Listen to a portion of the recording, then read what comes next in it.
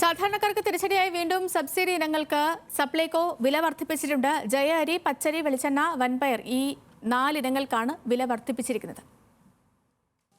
ഇക്കഴിഞ്ഞ ഫെബ്രുവരിയിലാണ് 8 വർഷത്തിന് ശേഷം ആദ്യമായി സപ്ലൈകോ സബ്സിഡി സാധനങ്ങളുടെ വില വർദ്ധിപ്പിച്ചത്. സെപ്റ്റംബറിലും 3 ഇനങ്ങളുടെ വില കൂട്ടി. 3 മാസത്തിന് ശേഷം ഇപ്പോൾ 4 ഇനങ്ങൾക്ക് വീണ്ടും വർധന. ജയ അരിക്ക് കിലോയ്ക്ക് 4 രൂപയാണ് കൂട്ടിയത്. 1 കിലോ അരിക്ക് ഇനി 33 രൂപ നൽകണം. പച്ചരിക്ക് 3 രൂപ കൂട്ടിയതോടെ വില 26 നിന്നും 29 ഉയർന്നു. വെളിച്ചെണ്ണയുടെ വിലയിലാണ് വൻ വർധന. 1/2 ലിറ്ററിന് 10 രൂപ വർദ്ധിപ്പിച്ച് 65 രൂപയാക്കി.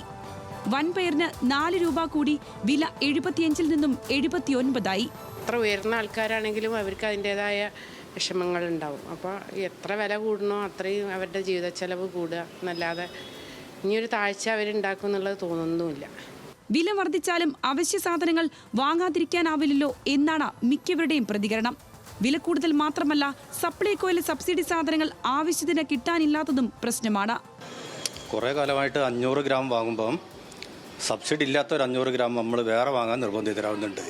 അത് നമ്മൾ സബ്സിഡി ശരിക്ക് 500 കിട്ടണമെങ്കിൽ സബ്സിഡി ഇല്ലാത്തൊരു 500 നമ്മൾ വേറെ വാങ്ങണം. കാരണം വെളിച്ചെണ്ണ മൊത്തത്തിൽ 1 ലിറ്ററിലാണ്.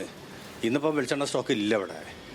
പഞ്ചസാര മാത്രമല്ല, വേറെ 1-2 ഐറ്റംസ് ഉള്ളു. വേറെ നമ്മൾ ഉപയോഗിക്കുന്ന സാധനങ്ങളൊന്നുമില്ല, മുഴുവൻ കാലിയായി കിടക്കുകയാണ്. പൊതുകമ്പോളത്തിൽ ഇപ്പോൾ വില കൂട്ടിയ 4 ഉൽപ്പന്നങ്ങളുടെ വില അനിയന്ത്രിതമായി കൂടിയതുകൊണ്ടാണ് വില കൂട്ടേണ്ടി വന്നതെന്നാണ് സപ്ലൈകോയുടെ വിശദീകരണം. സാമ്പത്തിക പ്രതിസന്ധി പരിഹരിക്കാൻ ഓരോ 3 മാസം കൂടുമ്പോഴും വില പുതുക്കി നിശ്ചയിക്കാനുള്ള അനുമതി സർക്കാർ സപ്ലൈകോയ്ക്ക് നൽകിയിട്ടുണ്ട്.